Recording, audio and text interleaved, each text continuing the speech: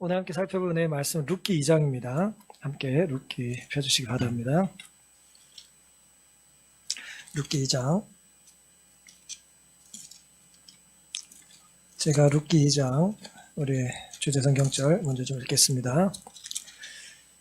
2장 2절 3절입니다. 모압 여인 룻이 나오미에게 이르되 나로 밭에 가게 하소서. 내가 네게 은혜를 입으면 그를 따라서 이삭을 주겠나이다. 나오미가 그에게 이르되 내 따라 갈지어다 하매 룻이 가서 베는 자를 따라 밭에서 이삭을 줍는데 우연히 엘리멜렉의 친족 보아스에게 속한 밭에 이르렀더라.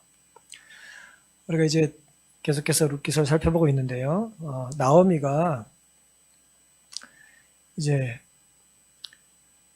룻과 함께 베들레헴 이제 돌아왔는데요. 그때는 이제 본문의 내용을 이제 봤을 때에 보리 추수기 이제 시작될 때였습니다.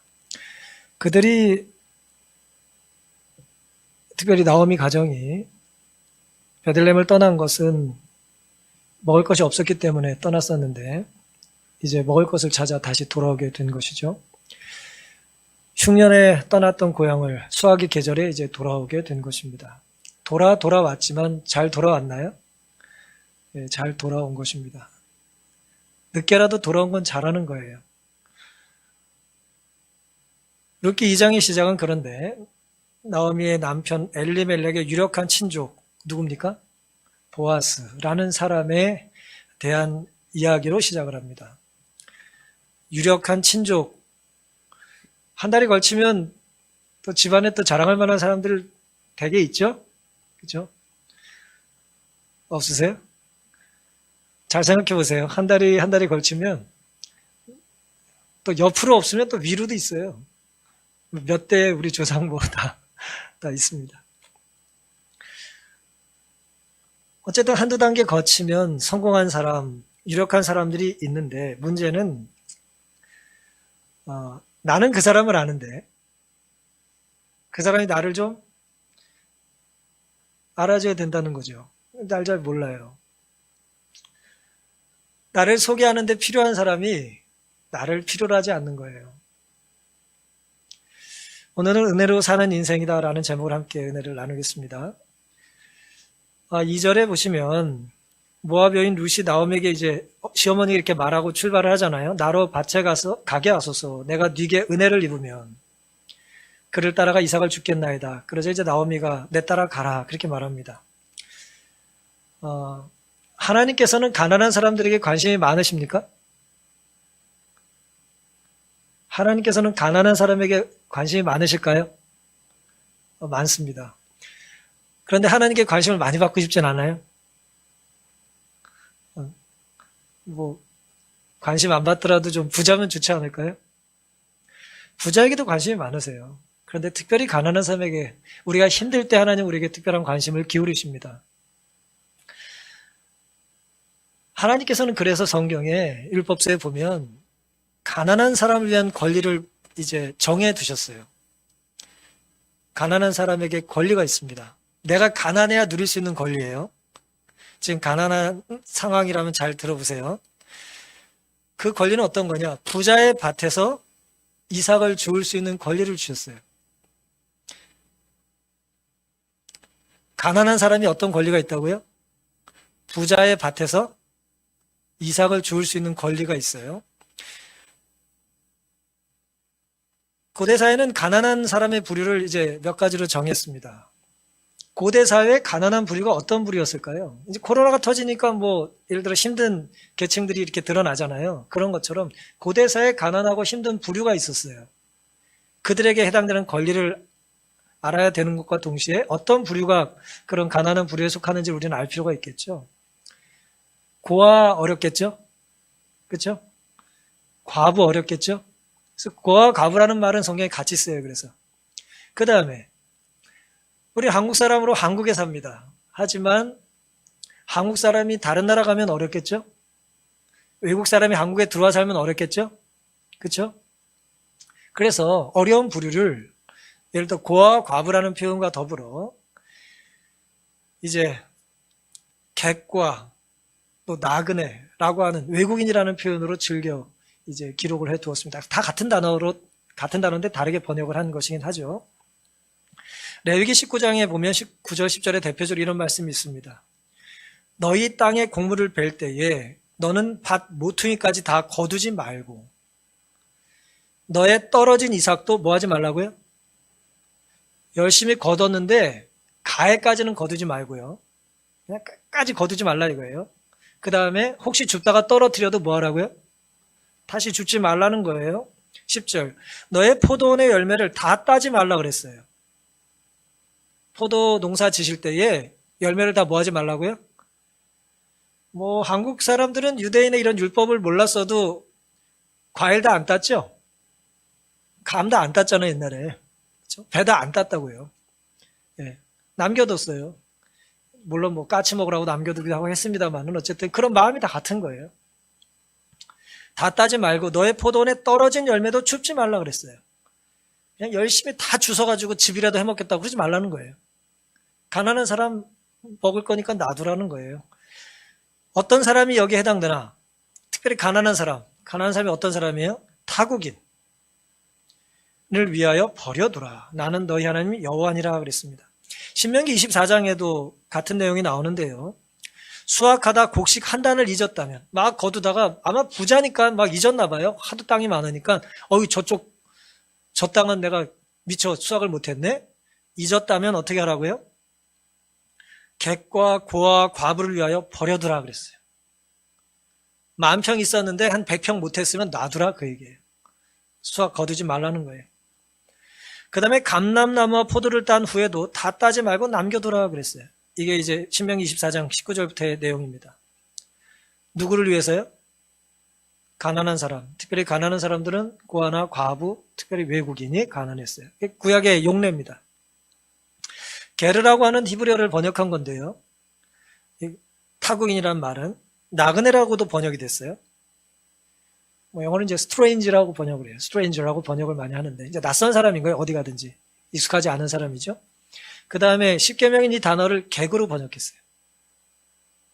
내 문 안에 유하는 객이라도 아무 일도 하지 말라고 할 때 그 안식일의 계명 중에 해당된 단어가 이 단어예요.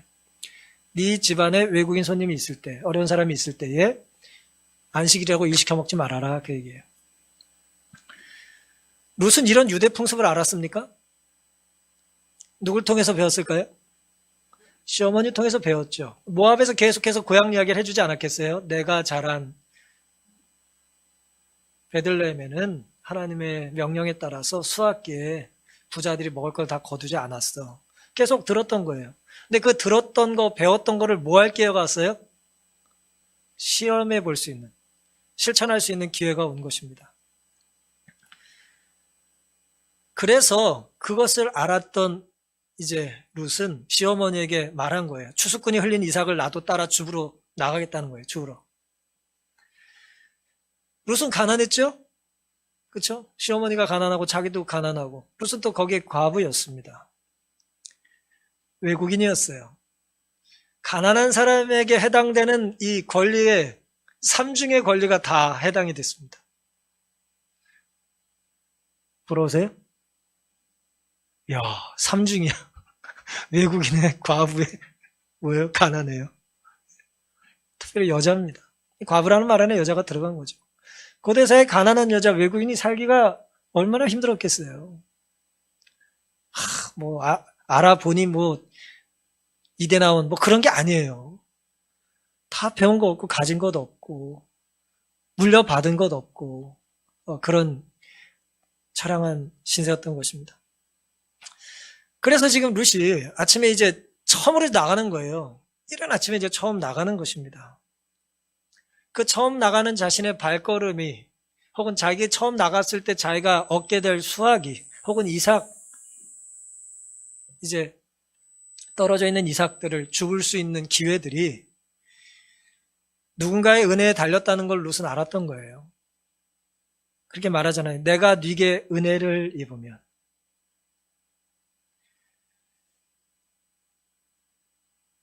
여러분 혹시 직장생활 처음 시작하셨을 때 첫 출근길 기억나세요? 취직을 안 해봐가지고 기억이 안 나세요? 처음 시댁에서 일할 때, 여자분들. 한번 처음을 다 기억해 보세요. 학교 처음 가는 날. 전 학교 처음 가던 날 기억나요. 1978년. 가방 메고 학교 가던 기억납니다. 처음 설교하던 기억도 나요.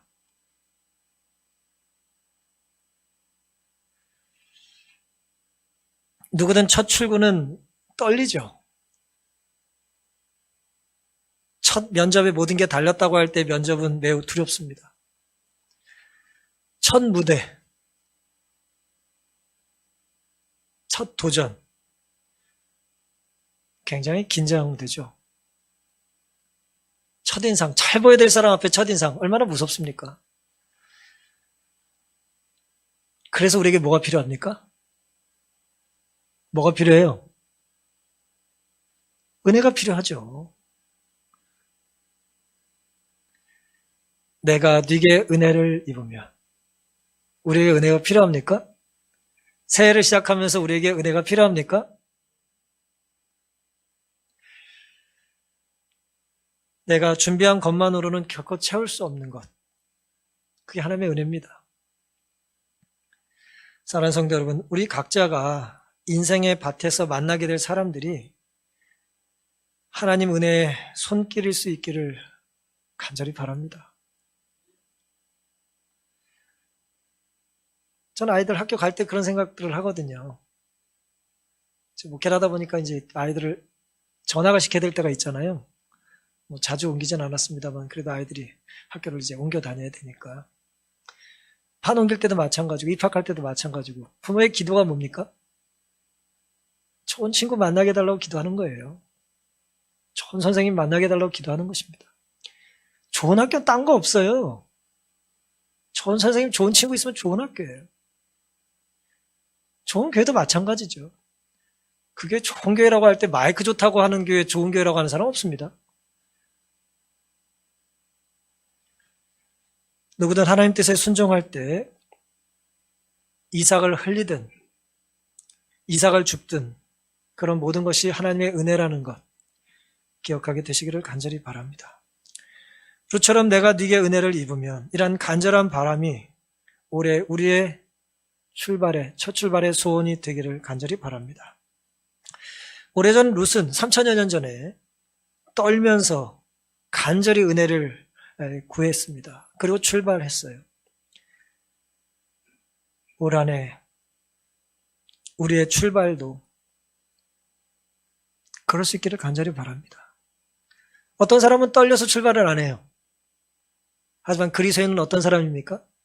떨림을 안고 떨림을 누구에게 맡겨요? 하나님께 맡기고 은혜가 있음을 믿고 사는 사람들입니다. 그러니 올 한 해가 힘들 것으로 예상되지만 오히려 그 힘든 일 때문에 그 떨림 때문에 우리가 하나님께 더 가까이 나아갈 수 있는 기회가 되기를 간절히 바랍니다. 하나님의 은혜는 또 출발할 때 우리와 이제 함께 하실 뿐만 아니라 3절 4절에 보면 룻이 가서 베는 자를 따라 베는 자를 따른다는 건 왜 수확하는 사람을 이제 쫓아다니는 거예요. 그 사람이 뭐 할 때를 기다려요? 이삭을 떨어뜨리기를 혹은 다 자르지 않기를 기다리는 거예요. 따라서 이렇게 쫓아갑니다. 이삭을 줍는데 나달 어떻게 좀 주워 보겠다고 줍는 거예요.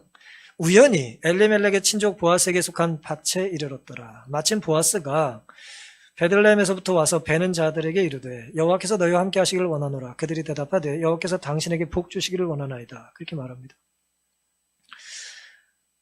하나님께서는 우리에게 이제 출발할 때 은혜를 약속하시고 은혜를 품게 하실 뿐만 아니라 출발한 이후에 모든 과정 걸음걸음마다 우리에게 은혜로 역사를 하십니다. 개인에게 관심이 많으세요. 부자에게 관심이 있으실 뿐만 아니라 무엇보다 가난한 사람의 삶에 관심이 많으세요. 간절히 기도하고 매우 이른 시간에 집을 나섰겠죠. 처음이니까. 처음부터 지각하는 사람 별로 없거든요. 처음에 굉장히 일찍 와요. 출발을 하는 거예요. 일찍 이른 시간에 꼴뚜 새벽에. 특별히 이제 더운 나라이기 때문에 해 뜨기 전에 일을 해야 된단 말이에요. 그래서 아주 일찍 나선 거예요. 어두컴컴할 때부터. 이삭을 베려는 무리를 따라 이제 쫓아갑니다. 저거 어디서 이삭을 벨지, 그러니까 곡식을 벨지 몰라요. 그냥 그가 멈추는 것에 나도 멈추는 거예요. 순전히 뭐에 달린 것 같아요? 그냥 뭐 순전히 우연에 달린 것 같아요. 성경 표현에 그렇게 나오잖아요. 우연이라는 표현을 썼잖아요. 엘리멜렉의 친족 보아스에 속한 밭에 이르렀다고 말하잖아요.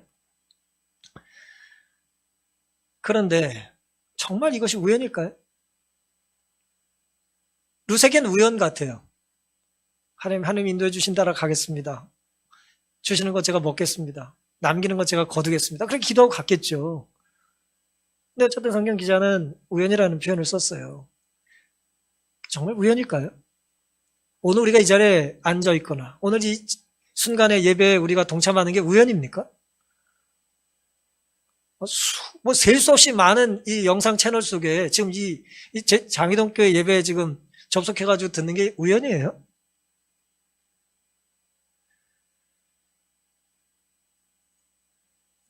순간순간 우리가 옮기는 발걸음의 마디가 멈춤이 우연일까요?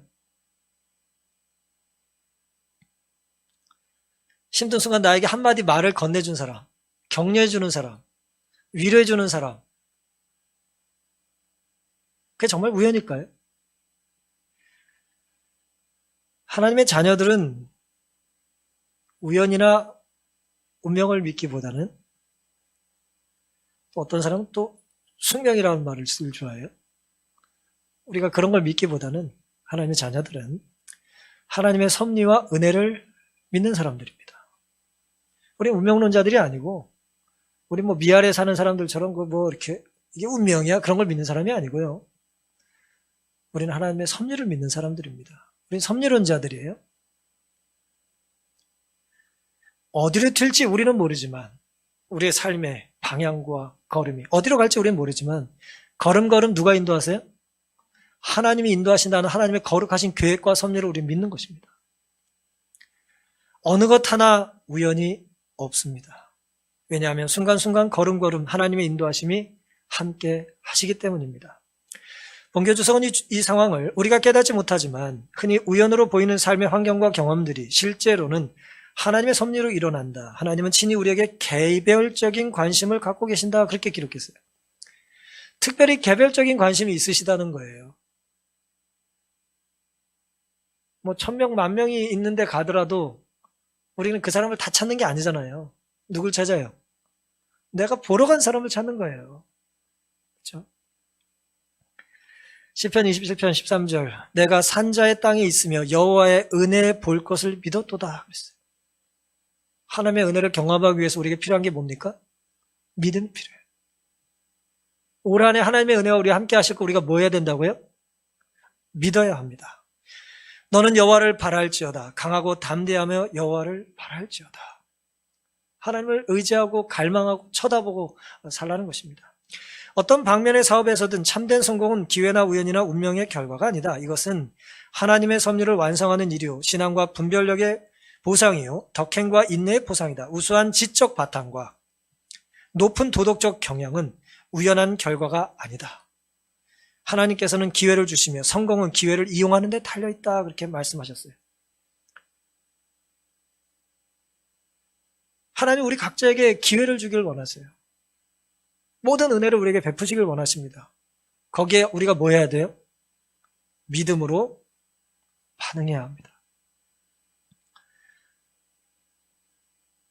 예수께서는 처음부터 마지막까지 보신다. 예수께서는 모든 곤란마다 위안을 주시는 당신의 길을 예비하셨다. 우리 하늘 아버지께서는 우리를 위하여 우리가 알지 못하는 허다한 길들을 준비하셨다. 우리가 알지 못하는 우리에게 축복을 베푸고자 원하시는 아름다운 길들을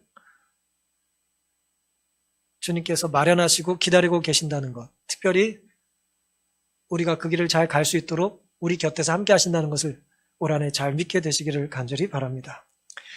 사랑하는 성도 여러분, 도움이 절실히 필요한 사람이 도움 줄 적절한 사람을 만나는 것은 하나님의 은혜입니까?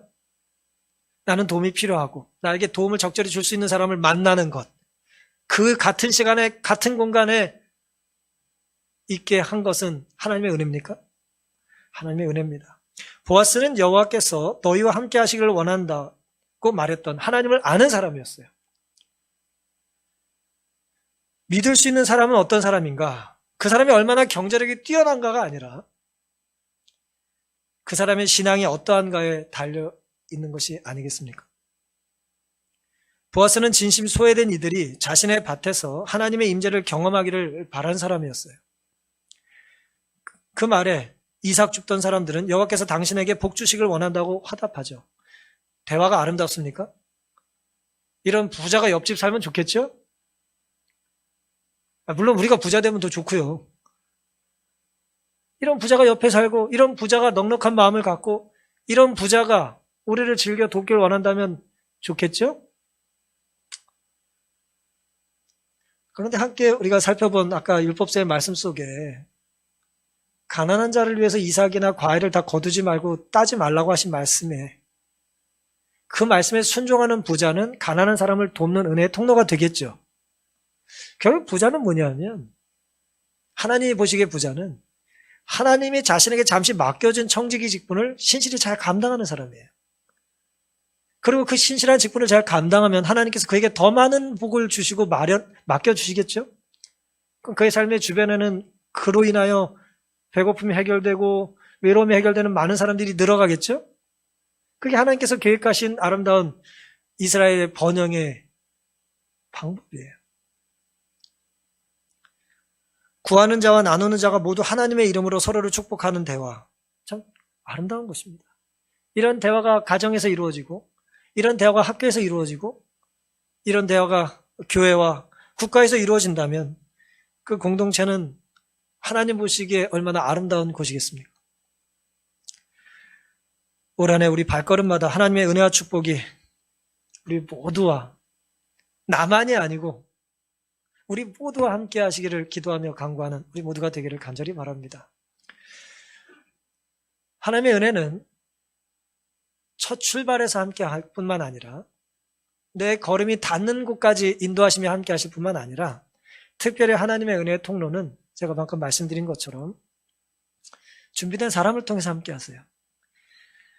5절부터 7절입니다. 보아스가 베는 자들을 거느린 사환에게 이르되 이는 네 소녀냐?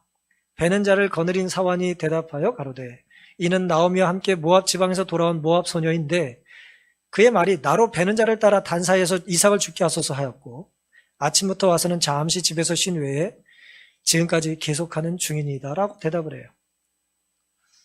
하나님의 은혜는 가난한 사람과 부자, 건강한 사람과 아픈 사람, 익숙한 사람과 미숙한 사람들 틈에 그 사이에 그 관계에 어떻게 역사하시냐면 열린 마음을 가진 사람을 통해서 역사됩니다. 특별히 내가 호감을 보이는 사람, 내게 호감을 보이는 사람, 호감을 느낄 때 혹은 누군가 나에게 잘해줄 때 그때 우리는 은혜를 경험할 수 있는 순간이에요. 살다 보면 별 까닭 없이 예쁜 사람이 있습니까? 없어요? 까닭 없이 나를 예뻐해 주는 사람이 있습니까?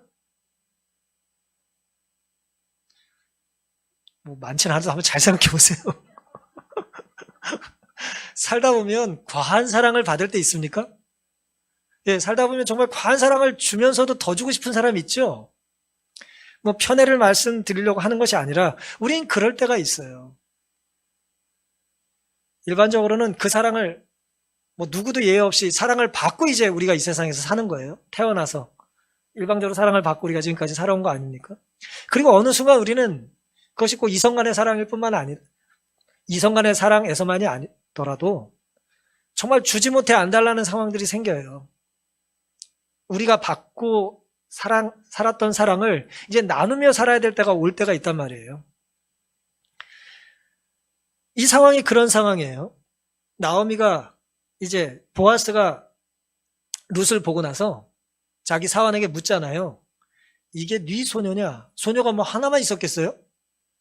많은 소녀들이 있었어요. 그렇죠? 어쨌든 그런데 보아스 보기에 저 사람이 궁금한 거예요. 이제 네 소녀야? 물론 뭐 가난한 많은 사람들이 익숙해서 잘 알아서 안 물었을 수도 있겠지만 궁금증이 생긴 거예요. 관심이 생긴 거예요. 호감이 생긴 거예요. 알고 싶은 거죠. 네 소녀냐? 모든 것을 가진 것 같은 사람이, 모든 것을 다 알고 있는 사람이, 모든 것을 베풀 수 있는 위치에 있는 사람이 나에게 호감을 보일 때 좋은 거죠. 그때 사안이 이렇게 말을 해요. 이는 나오미와 함께 모압 지방에서 돌아온 모압 소녀입니다. 라고 말하면 요즘 말로 팩트죠. 시어머니 쫓아서 뭐 남편 죽고 그냥 같이 온 모압 여자예요. 그리고 전하면 끝이에요. 그게 사실이니까. 그렇죠? 근데 이 사람이 그걸 거기서 끝나지 않고 뭐 합니까? 실제로 보니까 할 필요도 없는 말을 덧붙여요. 누구냐고 물었더니 뭘 했는지 자꾸 설명을 해요. 아침부터 와가지고. 그렇죠? 그의 말이, 저에게 처음 이렇게 말을 걸었다는 거예요. 그의 말이 보아스가 물은 말이 아니에요. 뭐라고 너한테 물었냐 묻지 않았어요. 자기가 말하는 거예요. 그의 말이 나로 베는 자를 따라 단 사이에서 이삭을 죽게 하소서 하였고, 공손한 거죠. 나는 가난한 자니까 난 3배, 3중에 내가 거둘 수 있는 권리가 있으니까 큰 소리 꽝꽝 치고 들어간 게 아니에요. 그냥 공손하게 이제 부탁을 했어요. 그리고 아침부터 와서 잠시 집에서 쉰 외에 이거 다 안 해도 될 말이에요. 그렇죠? 안 해도 될 말을 하고 있어요. 잠시 쉰 외에. 여기서 집은 뭐 집에 돌아갔다는 얘기보다는 이제 잠시 쉴 수 있는 오두막이나 뭐 장막 같은 걸 말하겠죠. 지금까지 계속 일을 열심히 하고 있습니다. 라고 이제 매우 호의적으로 대답을 합니다. 아무런 이해관계가 없는 사람이 별 생각 없이 한마디 해줄 때에 그 사람의 평가가 맞을 확률이 높을까요? 낮을까요? 질문이 어려운 건 아닌데. 아무런 이해관계가 없는데 그냥 한마디 툭 던지는 말들이 있죠? 그 말이 맞을 확률이 높을까요? 낮을까요? 정답이 꼭 있는 건 아닌데요. 맞다고 하셔야지 됩니다. 호의를 가지고 평가해준 그 말을 우리는 맞게 받아들이면 좋아요. 우리 삶이 풍요롭고 행복해집니다. 사랑하는 성도 여러분, 보아스가 룻에게 보인 관심도 하나님의 은혜였을까요? 굳이 그 사람에게 은혜를 이제 호의를 갖게 된 거죠. 하나님이 그런 이제 마음을 주신 거예요. 저 사람 누구냐? 제가 일 좀 못하게 해라. 그게 아니잖아요. 호의가 생긴 거예요. 그리고 룻에 대한 보아스의 질문에 사완의 진솔한 칭찬 역시 하나님의 은혜입니까? 은혜죠. 아유 무슨 뭐 나오미 며느리라는데 까칠 맞고 뭐 그냥 그러네요. 그렇게 말했다라면 어떻겠어요? 근데 아주 호의를 다해서 친절하게 이제 후하게 사랑스러운 이제 평가를 해주는 거죠. 누군가에게 공손하고 누군가를 후에게 평가하는 모든 순간마다 하나님의 은혜의 사슬들은 연결됩니다. 은혜의 사슬은요, 종종 사슬, 체인 얘기를 해드리잖아요. 아무리 금으로 만들어도 약한 고리 하나 빠지면 쓸모가 없어요.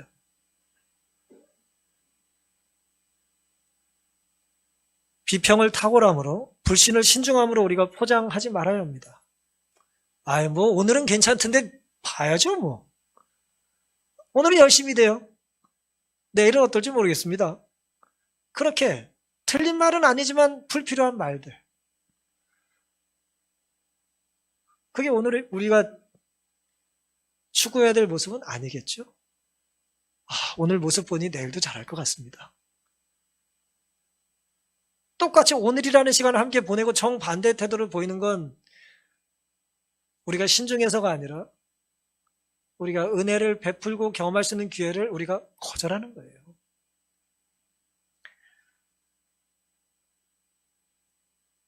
하나님의 은혜는 어느 한순간도 우연히 결코 주어지지 않습니다. 하나님의 은혜는 확실하게 주어져요. 우리가 돕기 위해 관심을 기울일 때, 우리가 섬기기 위해 질문할 때에, 우리가 주님 마음으로 대답하고 설명할 때 그 모든 순간 우리는 하나님의 은혜의 통로가 될 수 있습니다. 똑같은 질문을 할 때 말이에요.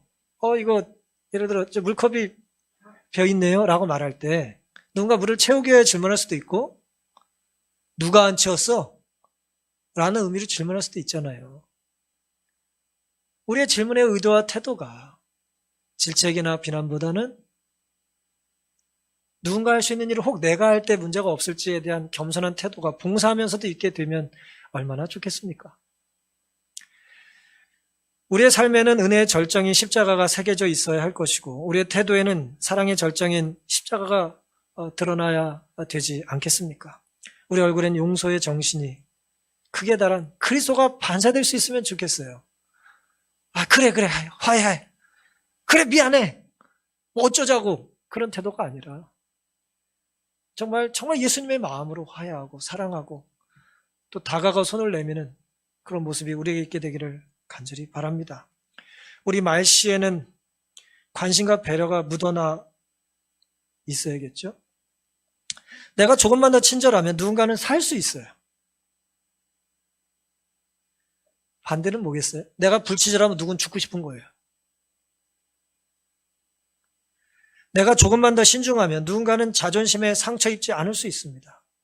내가 조금만 더 겸손하면 누군가는 미소 지으며 행복한 하루를 마감할 수도 있어요. 한번 잘 생각해 보세요. 밤에 자기 전에 하루 종일 괴로움과 상처를 안고 잠자리에 들 때 별거 아닌 거에 우리는 괴롭잖아요. 내가 괴로움 당하듯이 나도 누군가에게 가해자가 될 수 있다는 걸 우리는 기억할 필요가 있는 거예요. 나의 신중하지 못한 태도가 그럴 수 있다는 것입니다. 올 한해 우리가 살다 보면 절망과 좌절감에 어쩌면 모든 걸 끝내고 싶은 순간이 올지도 모르겠어요. 학생들은 공부 때려칠까? 직장인은 일을 그만할까? 또 주부나 가장은 이 무거운 짐을 그만 던져버릴까? 그런 위기의 순간이 올지 모르겠어요. 하지만 가난한 이방인, 과부, 루시 하나님의 은혜를 기억하고 하나님께서 그에게 은혜를 충분히 베푸심으로 그가 그 하루 배부르게 하루를 마감할 수 있었던 것을 잊지 말고 우리의 이야기로 삼게 되시기를 간절히 바랍니다. 디트리트 본헤퍼의 이야기를 제가 종종 해드렸는데요. 집에 있는 책을 제가 한 권 찍어봤습니다. 한번. 이 독일 사람인데 39살에 강제 수용소에서 죽었어요. 저분이 이제 교수이자 이제 목사이자 이제 순교자인데 히틀러를 암살하는 암살단에 이제 가담을 했어요.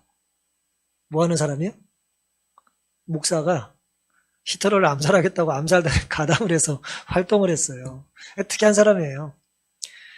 그런데 이 사람이 2년 동안 감옥에 갇혀 있다가 나중에 강제 수용소에 옮기고 이제 죽습니다. 그런데 43년도에 이제 4월에 잡혀갔다가 45년 이제 4월에 죽는데요.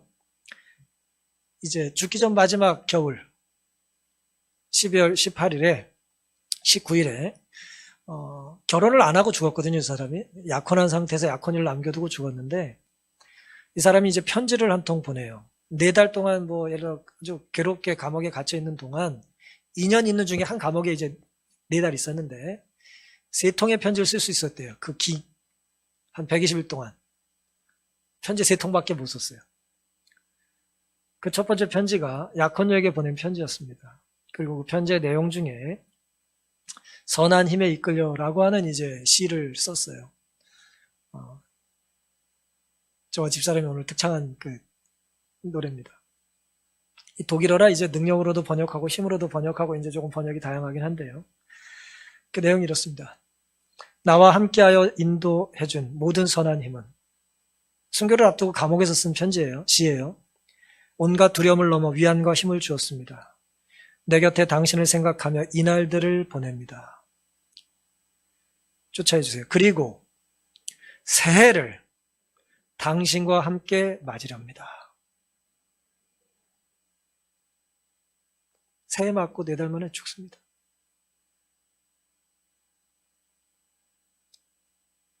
과거는 아직도 우리의 영혼을 슬프게 합니다. 우리 슬픔의 나날은 계속될 것입니다. 아버지, 시련을 허락하신 영혼들에게 당신이 약속하신 위로와 치유를 허락하소서. 슬픔의 잔에서 고통마저 비우는 것은 우리의 몫입니다. 당신의 뜻이기에 머뭇거리지 않고 감사히 받겠습니다. 그 모든 것은 당신이 사랑으로 주신 것입니다. 그러나 당신이 원하신다면 우리에게 한 번 더 삶의 기쁨과 따뜻한 햇살을 주소서. 슬픔에서 배웠으니 그 기쁨은 더할 것입니다. 그 모든 것은 당신에게 바쳐집니다. 오늘은 촛불들로 기쁨을 비추게 하소서. 보소서. 우리의 어둠을 비치는 당신의 빛이 아닙니까? 당신은 가장 어두운 밤도 밝히실 수 있습니다. 이제 침묵은 더 깊어지고 당신 자녀들의 노랫소리에 귀 기울이게 하소서. 보이지 않는 세계는 어둠에 쌓여 당신을 찬양하며 감사의 노래를 부릅니다. 선한 힘이 우리를 경이롭게 둘러싸고 있습니다. 그 힘 때문에 앞으로 일어날 일에 직면할 굳센 용기를 갖습니다. 하나님은 동틀 무렵부터 저녁에 잠들 때까지 우리와 함께 계십니다. 매일 새벽마다 사랑의 약속을 주십니다. 선한 힘에 이끌려라는 시는 아무 걱정 없이 사는 청춘의 배부린 넋두리가 아니에요. 사람들이 죽어가고 병원과 학교가 무너지고 심지어 교회가 파괴되던 하나님을 믿기 힘든 순교를 앞둔 죽음을 앞둔 한 신앙인의 고백입니다. 고통 속에서 소망을 노래했고 두려움을 넘어 새해를 주님과 함께 맞고 싶다고 했습니다. 당신이 원하신다면 우리에게 한 번 더 삶의 기쁨과 따뜻한 햇살을 주소서. 슬픔에서 배웠으니 그 기쁨이 더할 것입니다. 기쁨이 더하려면 우리는 슬픔에서 뭔가를 배워야겠죠? 우리가 지난 1년 동안 코로나를 통해서 아무것도 배우지 않았다면 올 한해 우리는 그만큼의 기쁨의 양이 줄어든 것입니다. 하나님의 선한 능력을 힘입어 동틀 무렵부터 저녁에 잠들 때까지 우리와 함께 하시는 은혜를 잊지 않고 사시기를 간절히 바랍니다.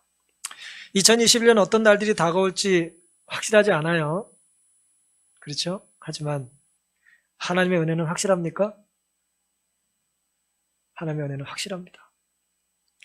그러니 첫걸음 떼기를 두려워하지 마시고 함께 동행하시고 끝까지 인도하실 매일 새벽마다 우리에게 사랑의 약속을 주실 하나님의 은혜를 믿고 붙잡고 감사하며 올 한 해 멋있게 믿음의 발걸음을 떼어 보시지 않겠습니까? 오늘 말씀을 마치겠습니다.